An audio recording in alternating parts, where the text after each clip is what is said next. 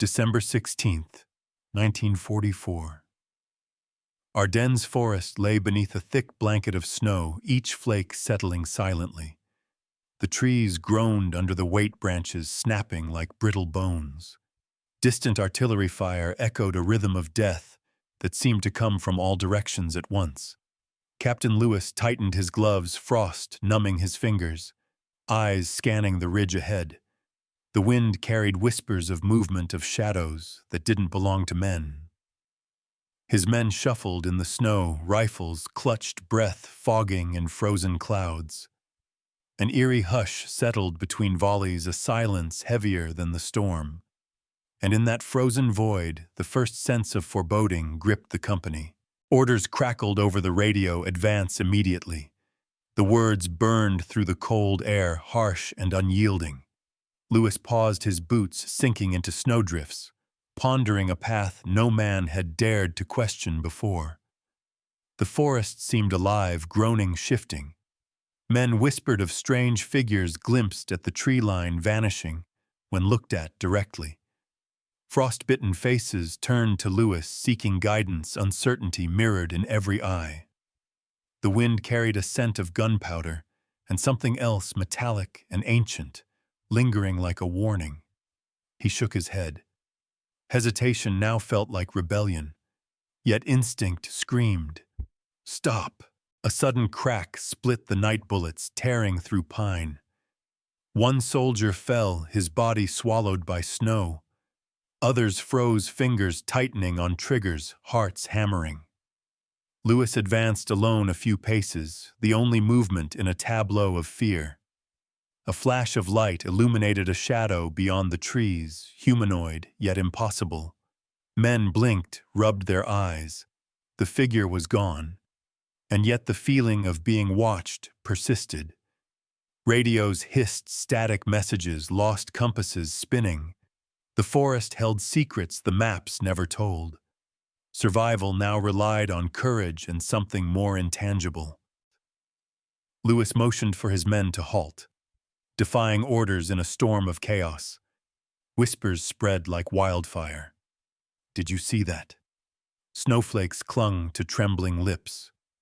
Patrol logs later recorded the pause, an act officially forbidden, yet undeniably life-saving. The men huddled behind trees, shivering, listening. The forest seemed to exhale a ghostly sigh, weaving through the branches. Distant artillery fire softened for a heartbeat, then resumed with renewed fury, and in that moment a bond formed between men and their unseen protector. Footsteps echoed in the snow, but no one appeared. Voices called in languages long forgotten, carried by the wind. Some swore the Ardennes itself had eyes following their every step. Lewis glanced at his watch time, stretched seconds stretching into eternity. Men murmured prayers under their breaths, clutching charms, letters, anything to tether them to life. Shadows twisted unnaturally as if mocking their fear. Frostbitten hands shook as rifles were raised and lowered. Each heartbeat sounded like a drum of doom in the silent forest. A soldier stumbled, tripping over roots hidden beneath snow. Lewis caught him mid-fall, eyes locking. "Stay down," he whispered. Bullets tore through the spot they had just occupied. The forest seemed to bend reality around them. Accounts later described figures moving in tandem with Lewis's steps. Phantom soldiers, ghosts, or the forest itself guiding the company. Men would never forget the feeling of protection. And yet fear lingered, gnawing at resolve, reminding them the night held more than enemy fire. Muffled screams echoed across the ridge. A flare illuminated broken snow, glinting metal, and faces frozen in terror. Lewis moved forward, voice cutting through the chaos. "Follow me. Trust the ground. Trust the air." Footsteps crunched in rhythm with the distant roar of artillery. The ridge ahead shimmered with an unnatural light. Soldiers felt hands brush against them that belonged to no one. Diaries would later note the surreal sensation, half hallucination, half salvation.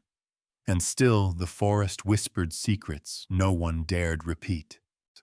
Radio static shifted to clear voices, German commands blending with whispers. Some men claimed to hear their own names called from the dark.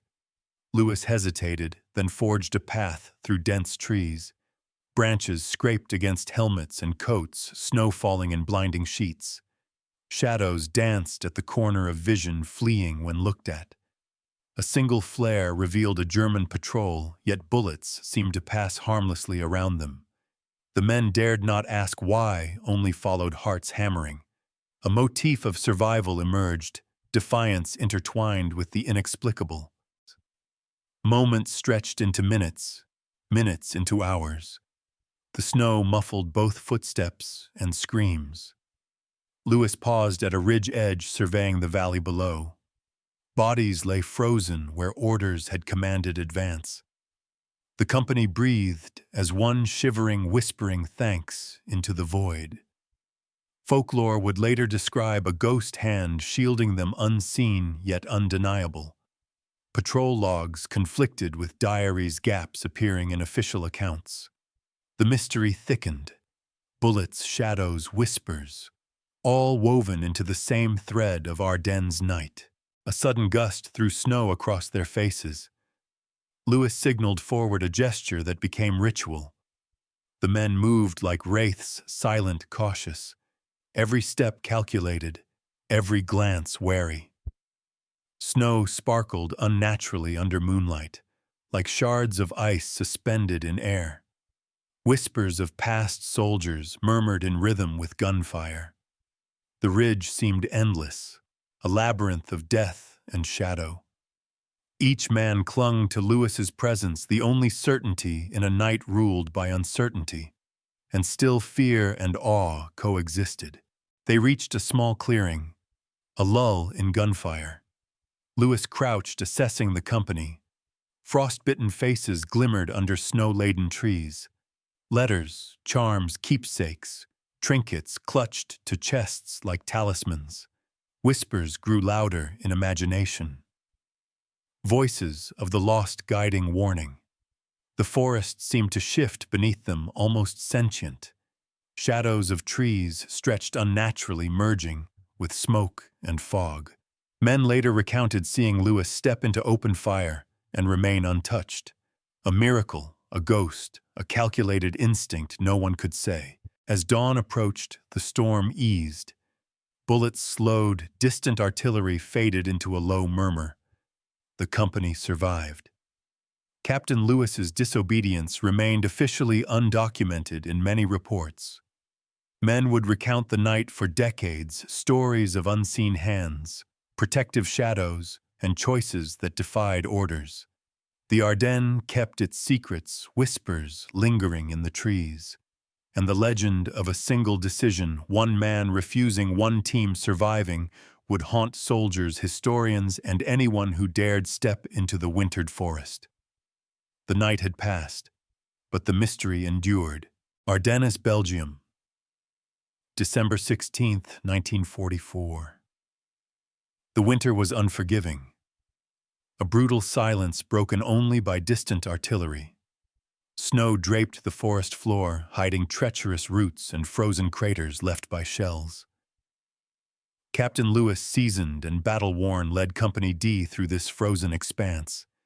His men, young and anxious, followed rifles, clutched breaths visible in the icy air. The Battle of the Bulge had turned the region into a labyrinth of death, a nightmare layered with frost and fire.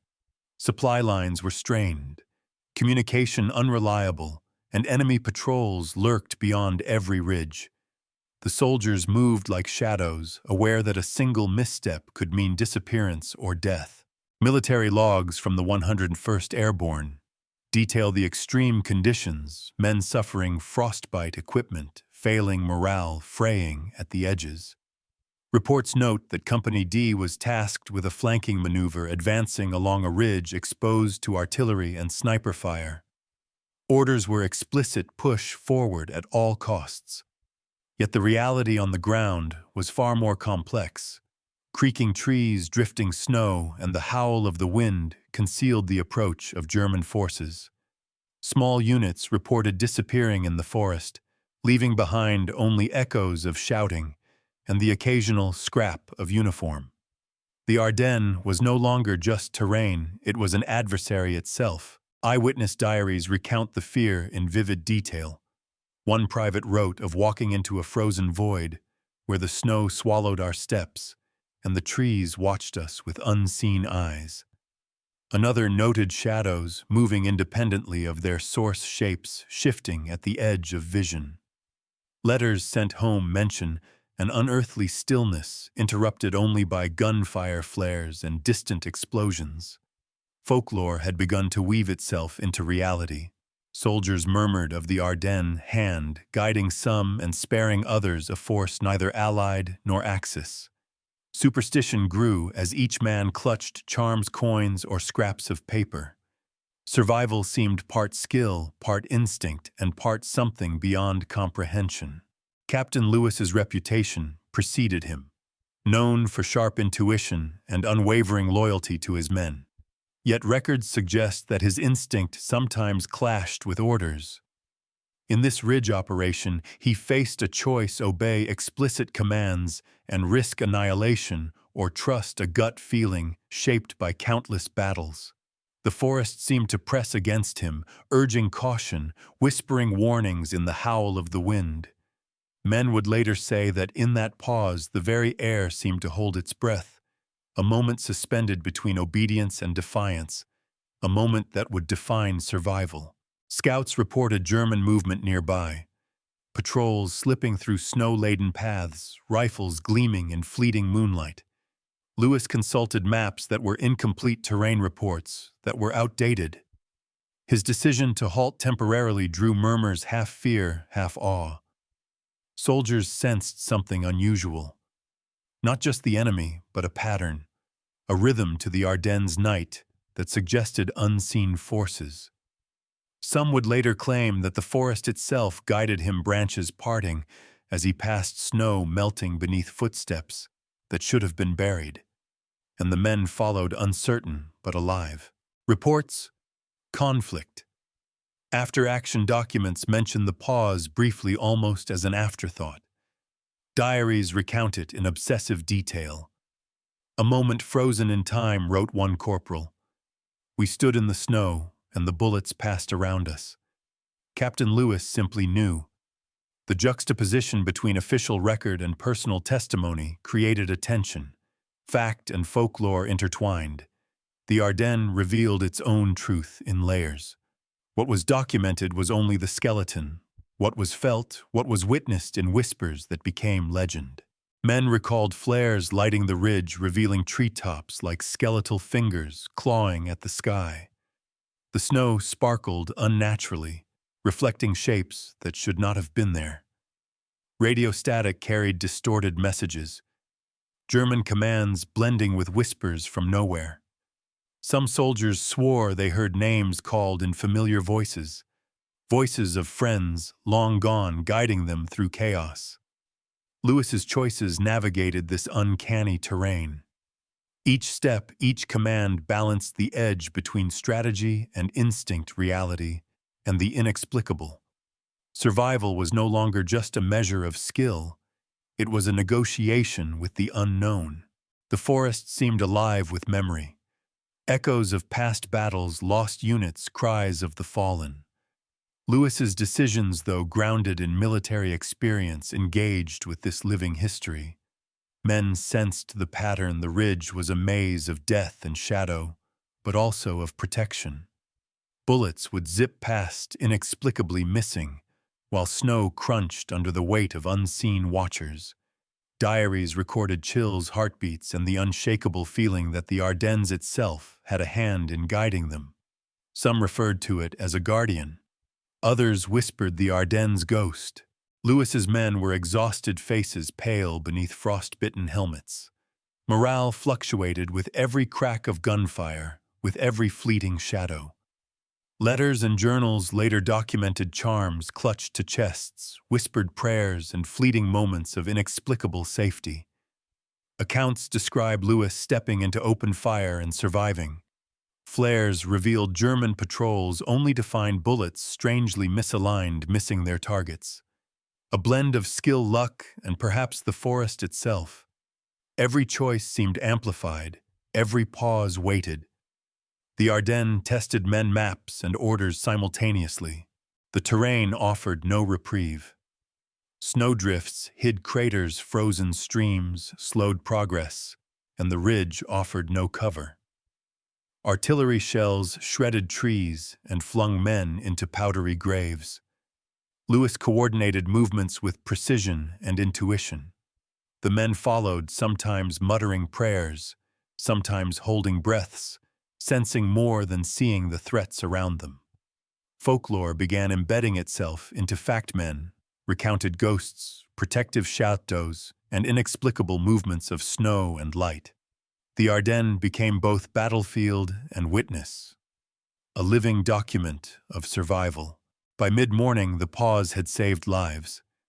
Men whispered gratitude and awe, some silently, others writing fevered accounts in field notebooks. Lewis's disobedience, though controversial, had altered the outcome. The ridge, once a death trap, had become a corridor of survival. The forest exhaled as if approving the choice. Shadows receded but left lingering whispers. The soldiers would carry this night in memory letters and tales, blending reality and legend, fear and wonder, orders and instinct. Ardennes had revealed both its peril and its protection. As daylight broke, revealing the expanse of snow and the remnants of battle, Lewis and his company survived. Patrol logs noted the ridge mostly in terms of casualties and movement. Personal diaries recounted the surreal, the unexplainable, the uncanny guidance that had accompanied them. Bullets, shadows, whispers, instincts, all intertwined.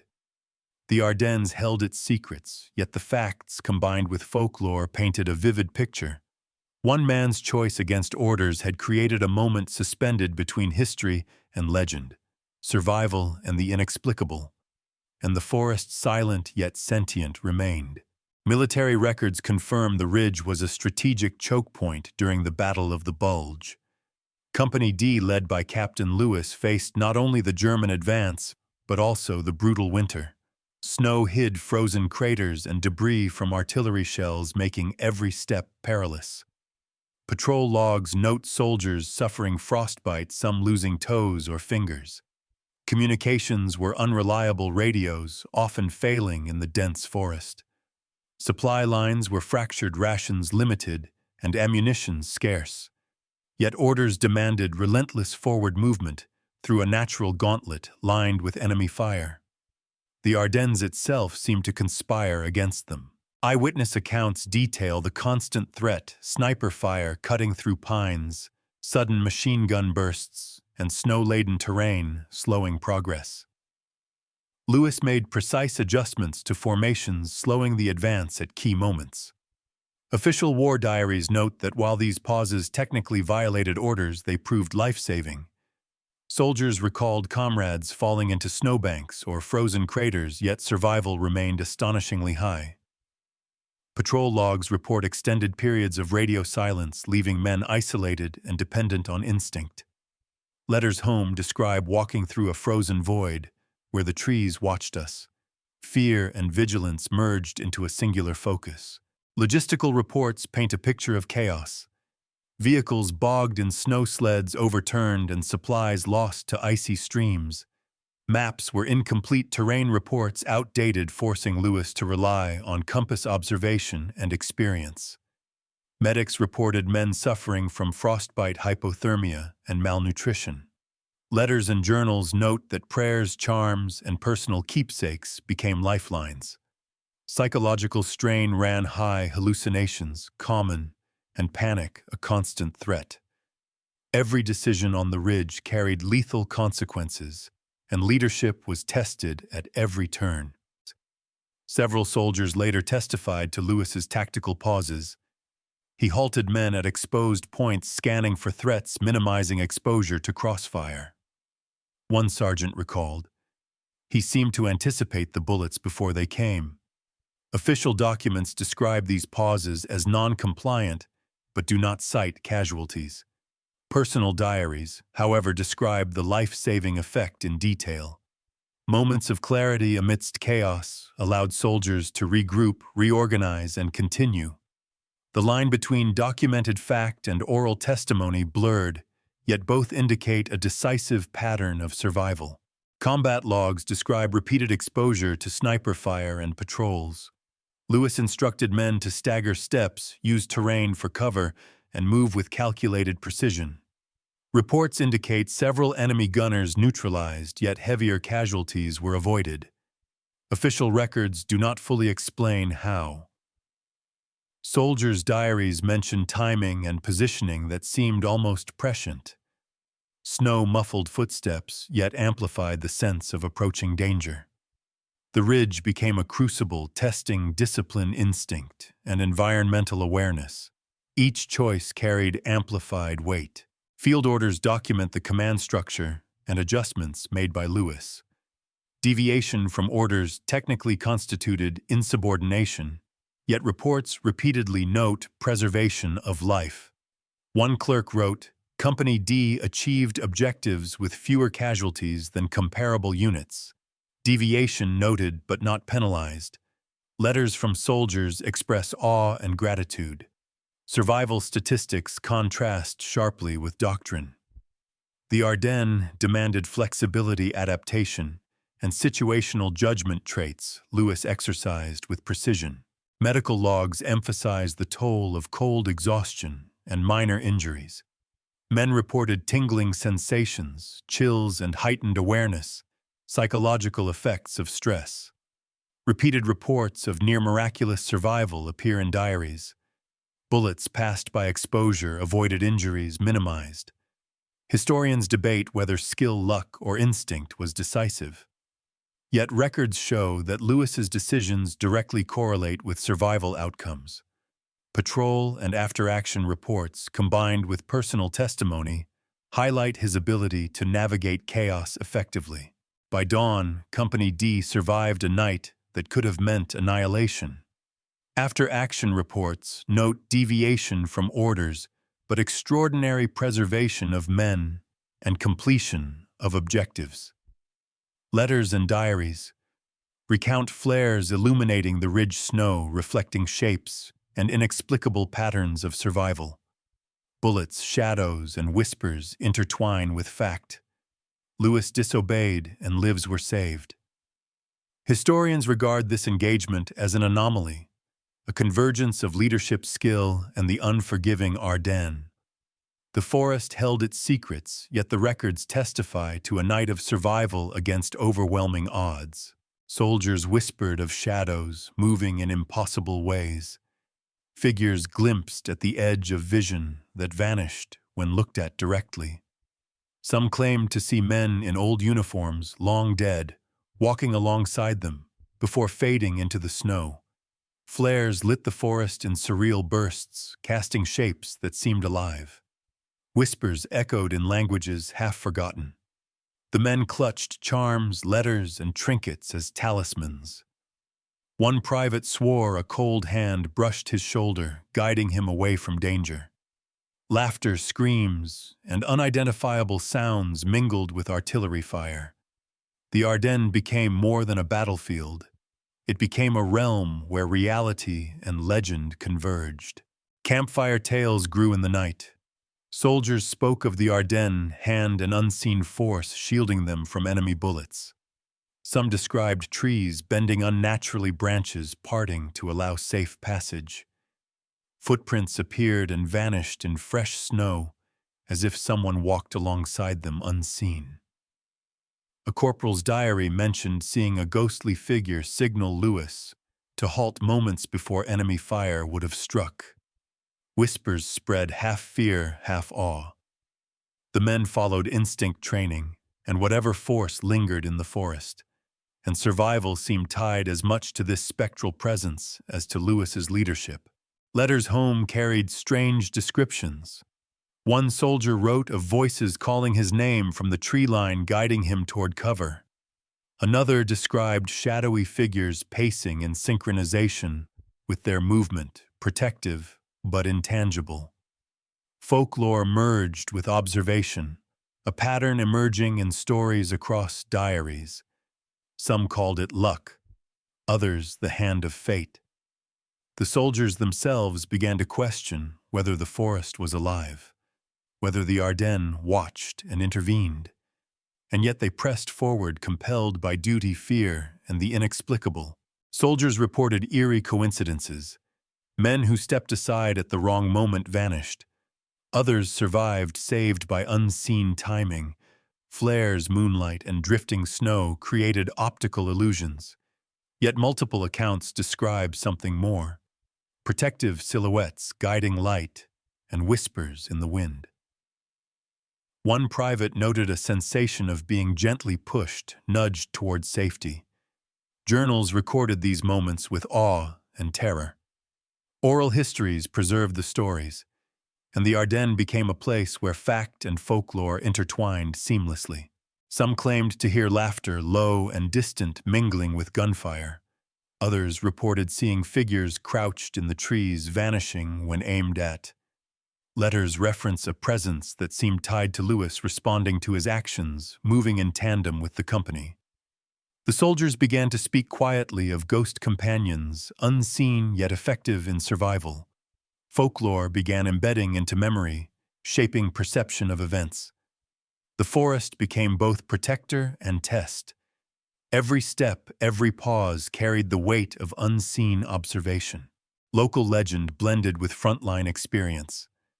Villagers spoke of the Ardennes as haunted, cursed, and alive. Stories of lost soldiers wandering in circles, never returning. The soldiers' own experiences mirrored these tales: disappearances, shadows, sounds that could not be explained. Diaries mention the sensation of time stretching, moments frozen, danger passing inexplicably. Some soldiers swore they had been guided away from death by invisible hands. Others spoke of distant laughter, sorrowful or mocking, riding the wind. The line between battlefield and myth blurred. Even the simplest details took on spectral significance. Footprints, flares, and sounds were interpreted as signs. Soldiers reported snow shifting unnaturally, as if clearing paths. One diary recounts seeing a bullet split mid-air, missing its intended target. Another mentions a figure standing in the trees, watching, then fading. Superstition intertwined with survival. The men internalized both fear and reassurance. The Ardennes imposed a rhythm, a hidden intelligence that seemed to operate alongside Lewis's decisions. By dawn, the folklore had solidified. Soldiers told stories that would circulate for decades. The ghost hand, protective shadows, spectral guidance. Diaries, letters, and oral histories preserve these impressions. Flares lighting the ridge, snow reflecting impossible shapes, whispers in the wind. Reality and legend entwined, leaving questions unanswered. The Ardennes remained silent, yet alive in memory. Captain Lewis's choices, tactical and instinctive, were inseparable from the spectral narrative. Survival depended on both leadership and the haunting presence that lingered. The ridge in Ardennes was not an isolated event. Reports from other units that night mirrored the same eerie patterns. Small patrols vanished into snow-filled gullies. Shadows flitted across the tree line, moving independently of men. Whispers in the wind carried names of soldiers long dead. Flares illuminated frozen landscapes, revealing shapes that dissolved when approached. Letters and diaries described protective presences guiding soldiers away from deadly fire. One corporal wrote of a spectral hand that seemed to push him behind cover. Survivors repeated the tale with trembling voices, and in every account, the boundary between reality and legend blurred. Patterns emerged consistently across reports. Officers disobeying orders in critical moments survived. Soldiers described figures pacing in synchronization, with movements, timing uncanny, almost prescient. Diaries recorded bullets passing harmlessly by flares, revealing paths to safety. One soldier claimed the forest itself breathed its rhythm, aligned with life and death. Whispers of protective shadows grew repeated across units, months, and hundreds of miles. Folklore and military fact merged into a shared experience. The motif became unmistakable, an invisible hand guiding, warning, preserving. Survival required recognizing these signals and trusting instinct. Letters home conveyed the surreal. One private described voices calling his name from the darkness, guiding him along snow-laden paths. Another claimed to see a figure vanish, only to reappear, beckoning the unit away from ambush. Soldiers began to internalize a pattern: the timing of flares, the shifting shadows, the alignment of enemy fire. Some interpreted these as hallucinations, others as fate. Yet multiple accounts converged. The motif of guidance was repeated enough to form a recognizable rhythm. Ardennes was no longer only a forest. It was an entity alive with memory, intent, and observation. Survival seemed contingent on reading the forest as well as the enemy. Sightings were frequent. Silhouettes in moonlight bodies moving at the corner of vision. Snowflakes danced unnaturally, reflecting light in impossible ways. Men spoke of being nudged by invisible hands at the exact moment a shell struck nearby. Flares revealed German positions, yet bullets passed around them. Diaries recorded awe and terror in equal measure. Oral testimony preserved these events alongside letters. Soldiers reported uncanny coincidences, paths appearing cleared, enemies missing shots by inches. The ridge became a proving ground for instinct, timing, and unexplained forces. Men moved cautiously, relying on both training and unseen guidance. Similar motifs appeared in other theaters: Normandy, Bastogne, and the Hurtgen Forest. Soldiers reported protective presences, unseen companions, and timing that defied logic. Whispers echoed across snow and mud. Letters described ghostly figures moving alongside troops, occasionally signaling danger or safety. Repeated patterns suggested a continuity of experience beyond individual perception. Historians noted the consistency, contrasting it with units suffering complete annihilation under similar conditions. The motif transcended geography. It suggested a hidden rhythm of war. Survival became a dance with both seen and unseen adversaries. The bridge between fact and legend strengthened with each account. Officers' deviations from orders repeatedly saved lives. Soldiers' journals emphasized timing, instinct, and moments where unseen guidance seemed decisive. Flares, shadows, and voices created a shared pattern. Repeated coincidences became codified in oral histories. Men internalized signals from the environment, interpreting auditory and visual cues as warnings. Letters describe moments frozen in time, bullets missing paths, opening shadows, shifting. Soldiers referred to the phenomenon as the Ardennes, hand and entity intertwined with leadership, instinct, and fate. Survival relied on perceiving the invisible. Auditory phenomena reinforced the motif. Footsteps that vanished, voices that guided, echoes that led men to safety. One sergeant wrote of a friend's voice beyond enemy lines, drawing him back. Another described nudges from unseen presences. These reports repeated across units, battles, and time. Historians debate stress, hallucination, or fate. Yet the consistency is striking. The motif became a psychological and practical template for survival. Soldiers learned to trust the rhythm, the whispers, and their own instincts in equal measure. The Ardennes was alive, teaching them, warning them, protecting them. Physical evidence occasionally mirrored the unseen. Soldiers survived artillery barrages that should have killed them. Snowpaths appeared cleared, objects shifted inexplicably. Diaries and letters frequently mention impossible timing and coordination. Bullets passed shadows, bent snow sparkled as if indicating safe passage. Oral histories preserved the stories, creating a blend of fact and legend. Soldiers internalized these patterns. What they saw, heard, and felt became a map of survival. The ridge became a crucible of instinct and perception, and the motif bridged reality and myth. Timing and instinct intertwined with folklore. The exact moment to move, pause, or advance could be dictated by unseen guidance. Soldiers described feeling nudged in life-threatening moments. Diaries mention shadows signaling the correct path. Flares illuminated safe zones, bullets seemed redirected. Letters from medics and officers corroborate survival against overwhelming odds. Repeated patterns across units strengthened the motif. The ridge was not only terrain, but an active participant. Soldiers relied on perception, courage, and the rhythm of the forest itself, a bridge between leadership and the inexplicable. The motif extended to minor, uncanny details, footprints appearing and disappearing, flares illuminating ghostly figures in the snow, objects moving without contact. Soldiers preserved these observations in diaries. Oral histories reinforced them in retelling. Each repetition solidified a pattern, unseen guidance aligned with human decision. Lewis's leadership acted in concert with these phenomena.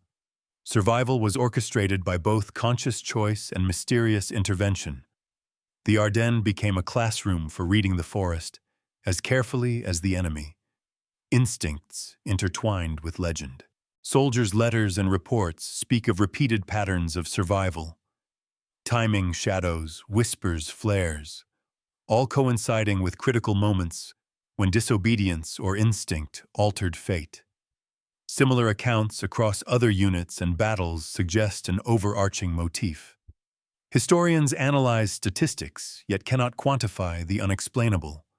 Oral traditions preserve the experiences. Soldiers internalized signals from the environment, trusting rhythm and intuition. The ridge, the snow, and the whispers all conspired to create a bridge between documented events and the spectral. The motif became both map and guide. In some accounts, the motif intersected with folklore explicitly. Tales of protective figures, ghostly hands, and unseen guides were repeated across letters and journals. Timing of enemy fire coincided with pauses or decisions that saved lives. Soldiers described feeling observed, warned, or guided. These recurring elements created a sense of order in chaos. The ridge became a nexus for instinct, experience, and the unexplained. Survival depended on reading signals, trusting perception, and following the rhythm of the Ardennes. Legend and fact entwined seamlessly. Even commanders far from the ridge noted the patterns. Letters from other units mention similar ghostly guidance deviations from orders and improbable survival. The motif was not localized. It spanned geography and time. Diaries emphasize rhythm, shadows, and subtle signs from the environment. Oral histories reinforced these observations. Soldiers' awareness of patterns became a tool enhancing both physical and psychological survival. The bridge between fact and folklore was undeniable. Ardennes became a stage for a phenomenon that repeated across battlefields. Survival was a negotiation with both human and spectral forces. By dawn, the motif had become codified in memory. Letters, diaries, oral testimony. The Ardennes' hand, protective shadows, spectral guidance. Flares illuminating paths, bullets missing timing, inexplicable. Soldiers recounted these experiences repeatedly. Survival was not only a product of skill and leadership, but also of perceiving the rhythm of the forest and the unseen forces within. The motif bridged fact and legend. Ardennes became more than terrain. It was a witness, a teacher, and a participant. Captain Lewis's choices exemplified this pattern in action. Instinct, leadership, and spectral guidance intertwined. The ridge erupted in chaos as dawn broke. Artillery fire ripped through trees, snow exploding in blinding flashes. Men screamed, rifles shook in frozen hands, breath ragged in the icy air. Captain Lewis shouted orders, voice cutting through the cacophony, yet he moved differently than anyone expected. He paused, scanning the tree line, and instinct guided him. Bullets tore past where men had just stood. Some vanished into snowdrifts, only to reappear moments later unharmed. Diaries later described this as impossible. Reports contradict themselves officially. Men should have fallen, yet casualty figures remained low. A flare illuminated a ghostly tableau. Shadows danced unnaturally across the snow. Soldiers swore they saw figures crouching in the trees, then vanishing. Whispers echoed soft and incomprehensible, yet guiding. One private later recalled a voice calling his name, steering him behind cover. He survived, but no trace of the source remained. Patrol logs show gaps where these events occurred, communications lost in static. Radios captured fragments of German commands, distorted, overlaid with eerie tones.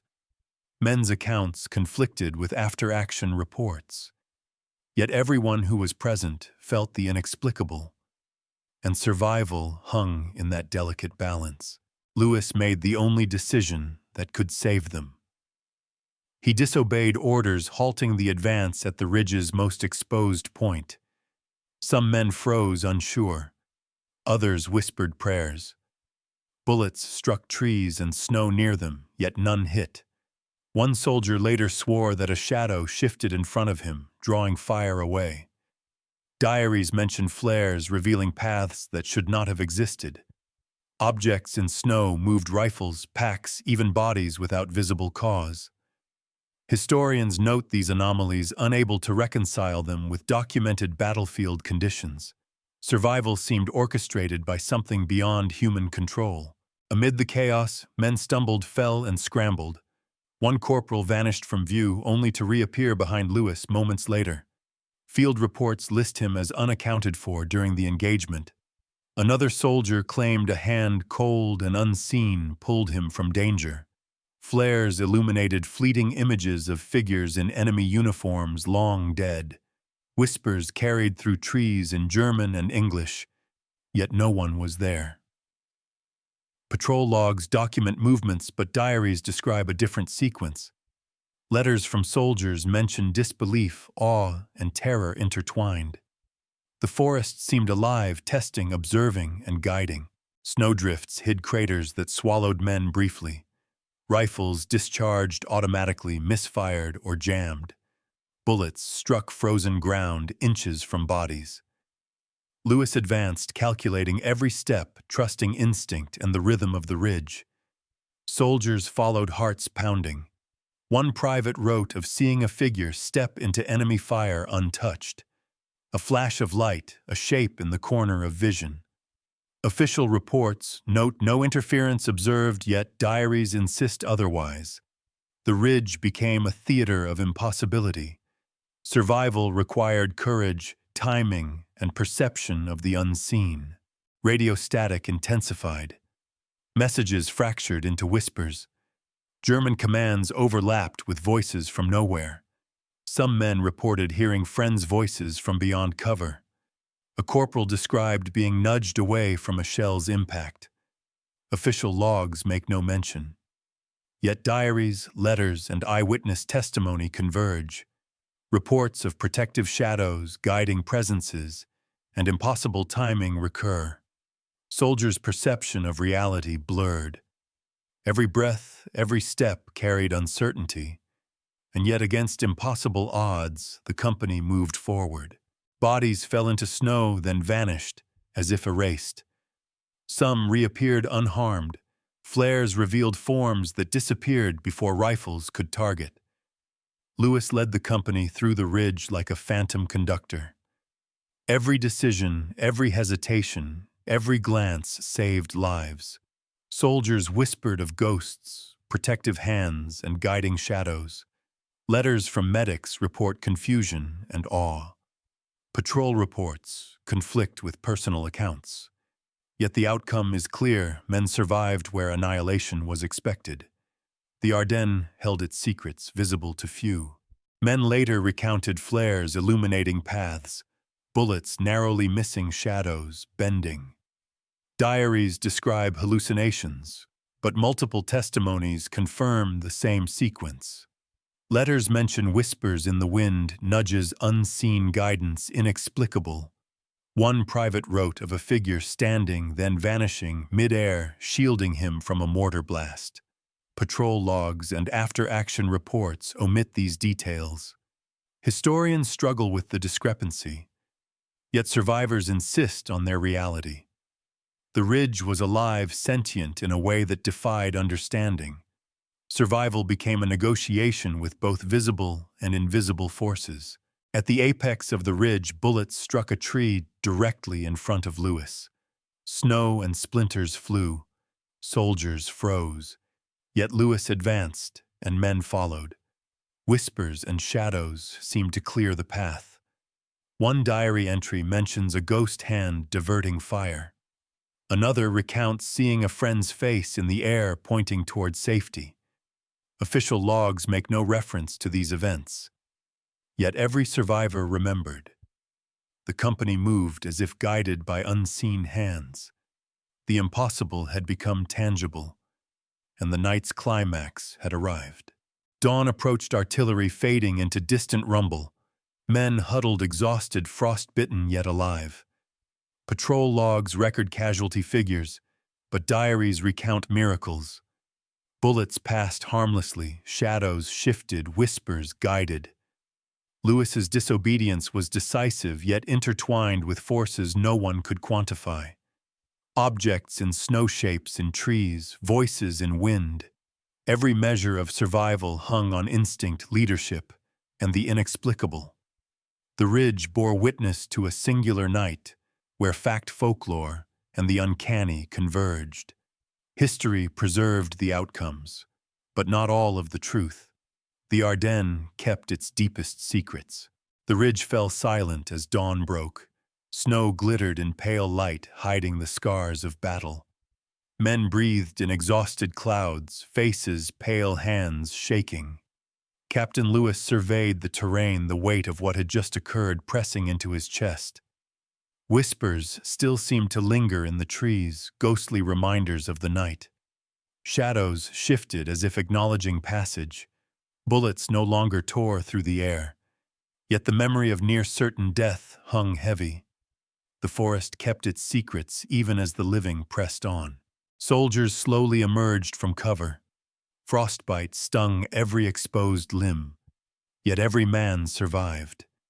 Diaries recorded disbelief, awe, and relief. Letters sent home described the hand that saved us without explanation. Flares had revealed paths, shadows had shifted, voices had guided. Official logs documented casualties and movements, but none captured the uncanny occurrences. The Ardennes had witnessed, shaped, and tested them. Survival had been earned by courage, instinct, and forces unseen. Questions lingered. How had bullets missed shadows, shifted flares, guided? Had Lewis acted purely on instinct? Or was something beyond human comprehension at play? Soldiers spoke in hushed tones of protective presences, guiding shadows and whispers in the wind. Oral histories preserved these accounts. Even decades later, those who survived felt the ridge watching. The Ardennes seemed alive in memory, a participant as much as a battlefield, teaching lessons, testing choices, marking legend. The forest remained a silent witness. Official records provide one version, diaries, letters, and whispered stories another. Discrepancies abound. Objects moved inexplicably, shadows appeared and vanished. Voices guided men to safety. Historians can measure tactics, terrain, and leadership, but not the spectral hand, not the whispers in snow, not the timing that defied probability. And perhaps that is the ridge's power, the part that cannot be recorded, only felt. Captain Lewis became a figure of both fact and legend. His disobedience preserved lives, yet it also aligned with events no one could explain. Soldiers attributed survival to his choices, yet also to unseen guidance timing that defied probability. The ridge, the forest, and the night itself had shaped history in ways impossible to quantify. Men lived, stories survived, and the memory of that night became a bridge between leadership instinct and the mysterious. Even decades later, letters and oral histories recall flares illuminating impossible paths, bullets missing targets by inches, shadows that cleared the way, whispers in the wind guiding movement. Soldiers questioned reality and myth, yet all agreed on the outcome. They survived. The ridge became a symbol, a testament to courage, instinct, and the inexplicable. History could not fully explain it. The Ardennes held its secrets in snow shadows and silence. The legacy endured. Company D's survival became legend. The Ardennes' hand entered soldier lore. Protective shadows, ghostly guidance whispers woven into the collective memory. Future generations would study tactics, terrain, leadership, but some elements could not be quantified. The ridge remained an enigma, a lesson in the limits of human comprehension. And the night's events lingered, echoing through snow trees and time itself. And yet, questions remain. Was it courage, instinct, fate, or something beyond explanation? Could the ridge have truly been alive, shaping outcomes, protecting those it deemed worthy? Soldiers and historians alike wrestle with these possibilities. Oral histories and diaries preserve the memory, but the forest keeps its own account. Flares, shadows, whispers, the Ardennes holds them all, leaving a haunting legacy, one that persists in memory and story. As the sun rose higher, the ridge seemed ordinary once more. Yet for those who survived, nothing was ordinary again. The forest, the snow, the whispers, they lingered in every memory. Each man carried a fragment of that night. A story of obedience and defiance, instinct and guidance, survival against impossible odds. History recorded the facts. Folklore recorded the rest. Together, they tell a tale both human and mysterious, a night that would never be forgotten. You have just heard another case from classified history. Captain Lewis, the ridge and the Ardennes remain partly in shadow, partly in fact. Survival legend and the inexplicable intertwine. If you want to uncover more stories that dwell in the intersection of history and mystery, subscribe and step carefully into the echoes of the past. The forest is watching, and its stories endure.